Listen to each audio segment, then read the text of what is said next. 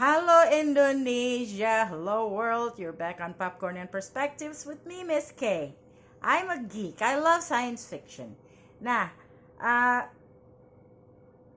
ada serial yang akan cabut dari streaming platform. Dan saya pikir ini saatnya untuk mengulas 3 serial Star Trek. Sebenarnya ada 4, kalau Anda Trekkie, ya, Anda pasti tahu sudah ada 4 yang Anda bisa lihat di syndicated television. Di Indonesia mungkin gak ada. Di network juga udah gak ada. Tapi mungkin Anda nonton di DVD karena Anda punya, atau di streaming platform. Bentar lagi cabut. See end of an era. Anyway, nah Star Trek itu untuk fansnya termasuk saya adalah kisah tentang penjelajahan ruang angkasa dengan segala intrik dan konfliknya. Terutama untuk umat manusia, saudara-saudara. Nah, umat manusia di mana-mana itu sama. Mereka mencintai, mereka mempunyai hubungan dan komitmen. Lalu mereka juga bagian dari alam. Tanpa alam mereka nggak bisa hidup. Lalu mereka itu memiliki moral rata-rata. Kemudian saya juga termasuk, semua juga kayak gitu. Saya juga umat manusia. Lalu mencita-citakan perdamaian, ya. Lalu mereka mencita-citakan persamaan hak dan inklusivitas, dan juga mendambakan toleransi untuk semua. Sayangnya, ya, umat manusia juga suka berprasangka buruk.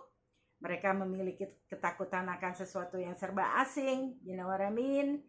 Lalu mereka juga suka berprasangka banyak. Lalu mereka juga memiliki ketakutan akan wanita, misogyny maksudnya. Lalu mereka juga suka fanatik akan suatu paham atau aliran. This is human nature. I'm not blaming anybody. It's human nature. Lalu biasanya mereka keras kepala dan mau menang sendiri. Nah, keren kan? Jadi seru kan? Nah, itu sebabnya seorang yang bernama Gene Roddenberry, may he rest in peace, menciptakan suatu serial dan franchise yang judulnya Star Trek. Dia juga adalah penulis naskah dan produser. Dan sebagai pencipta Star Trek, ia bercita-cita membuat awak kapal yang namanya Enterprise multirasial, ya. Seperti saya bilang waktu itu ada Nichelle Nichols dan George Takei, bahkan membuat Nichelle Nichols dan Nigel Barrett yang akhirnya dia nikahi di waktu kemudian, perwira tinggi perempuan di awak pesawat tersebut. Lalu di pesawat ini awaknya hidup cukup nyaman, baik itu di mereka apakah tinggal di situ atau mereka cuma pesawat Enterprise itu cuma untuk penelitian atau apapun itu. Kadang ada sekolahnya juga di Enterprise itu karena keluarga dari awak pesawat tinggal di situ. Nah, di atas pesawat ini tuh ada replikator. Keren banget. Kalau misalnya Anda pengen bakso atau mie ayam atau pizza atau es doger tiba-tiba bisa diciptakan. Kalau ngomong sama komputernya tiba-tiba muncul, asik banget. Kemudian ada transporter yang Anda bisa kemana aja kalau Anda mau, seperti awak pesawat Enterprise itu mereka kalau mau ke bawah pakai transporter aja langsung gitu. Kemudian ada juga tricorder. Apa ini? Itu adalah alat fungsional yang dapat menganalisa data baik secara geologis, meteorologis maupun medis. Kalau medis keren banget. Jadi cuma diginiin aja udah ketahuan sakit apa, terus kalau mau untuk dikasih obatnya juga cuma diginiin aja. Kadang nggak perlu surgery at all. So cool. Lalu dengan pesawat yang menjelajah ruang angkasa, nggak heran lah ya kalau awak pesawatnya itu ada android dalam bentuk data. Namanya data maksud saya. Kalau Anda suka The Next Generation, pasti Anda kenal data. Lalu apa lagi? There's so much I wanted to talk to you about.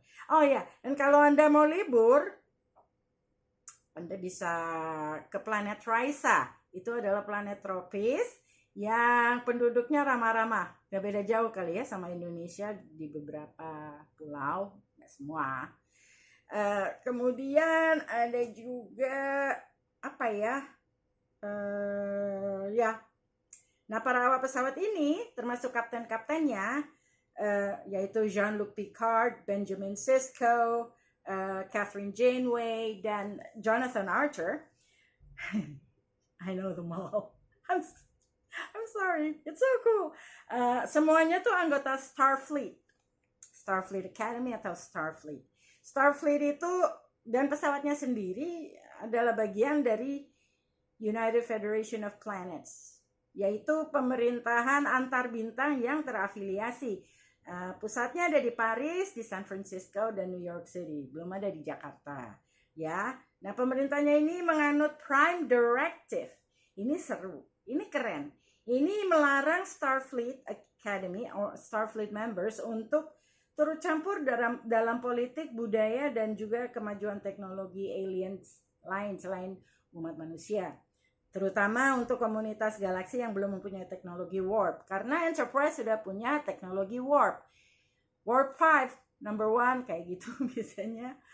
Aye, sir. Lalu, ini sebetulnya dianut oleh kaum Vulcan, tapi sering menciptakan konflik bagi para kapten-kapten tersebut karena mereka adalah manusia, mereka tuh nggak tegaan. Jadi kalau ada masalah ya mereka ingin turut campur. Nah, ini Prime Directive-nya melarang mereka melakukan itu, dan ini mengakibatkan sering timbulnya perang. Tapi sebenarnya umat manusia di sini juga adalah mereka bisa jadi duta perdamaian. Keren nggak tuh? I love it so much. Nah, Gene Roddenberry ini sebelum meninggal cukup ketat dengan paham Prime Directive ini. Sampai produser Rick Berman, salah satu produsernya, itu suka kesulitan dengan penulis-penulisnya. Karena cerita kan justru menarik karena ada konflik ya. Nah, kalau Anda suka fiksi ilmiah, terutama Star Trek, Anda juga pasti tahu ras-ras yang muncul di Star Trek. Yang populer itu kan Vulcan, kemudian Klingon. Terus ada Romulan yang suka berantem sama Klingon. Dan Vulcan juga. Apalagi? Romulan, did I mention that? Okay. Ada Cardassian, Ferengi, kemudian ada juga Bajoran dan Trill. Ini ada di keempat Star Trek ini ya. Tapi untuk, itu rata-rata sama ya. Terus biasanya di awal episode itu selalu ada begini. Space, the final frontier. These are the voyages of the Starship Enterprise. Its continuing mission to explore strange new worlds, to seek out new life and new civilizations, to boldly go where no one has gone before. Kalau di the original Star Trek itu 5-year mission, dan ininya where no man has gone before. Tapi di The Next Generation, Picard nggak ngomong gitu lagi, dia ngomong yang saya sebut barusan. Lalu untuk Deep Space Nine itu sebetulnya beda dengan the original Star Trek dan the original series dan The Next Generation atau Enterprise. Kenapa? Soalnya Deep Space Nine itu awaknya tinggal di planet Bajor, yaitu stasiun ruang angkasa Deep Space Nine yang menjaga terbukanya wormhole supaya nggak terbuka, supaya tertutup terus ke galaksi yang letaknya di Gamma Quadrant, yang letaknya 60.000 tahun cahaya jauhnya. Alright? Jadi mereka supaya umat manusia nggak sampai tersesat ke dalam wormhole itu. Nah, sementara Enterprise itu prequel dari Star Trek, the original series, yang terdiri dari Kirk, Spock, and Scotty. Nah, kan kalau the original series dan The Next Generation, awaknya menjelajahi ruang angkasa. Bukan menjajah, beda ya. Pada abad ke-14 dan 20, mereka bilang explore. Ternyata bukan explore, bukan menjelajah, tapi mereka melakukan apa? Menjajah. Which is, they are actually imperialists or colonists. Karena mereka mau rempah-rempah atau yang lain-lain dari umat manusia yang mereka nggak kenal. I'm glad it's not like that anymore. Itu seperti Belanda, Inggris, Spanyol, ya kan? Oke. Dan untuk tema-tema Star Trek itu penciptanya, kalau Anda tahu, Dennis McCarthy itu menciptakan untuk 4 Star Trek ini. The Next Generation, Deep Space Nine, Voyager, dan juga Enterprise. Sementara kalau Star Trek The Original Series itu yang menciptakan namanya adalah Alexander Courage. Yang itu adalah Alexander Courage. Nah, setelah pas di Next Generation agak lebih keren. I can't sing for the life of me. But you know what I mean. Lalu, oke, bagusnya Star Trek ini gak ada mata uang, saudara-saudara. There is no freaking currency. So, mungkin karena Conferenge yang kapitalis berat itu, jadi federasi antar planet itu memutuskan gak usah ada uang. Terus keren kan? Terus ada juga di Enterprise ada holodeck.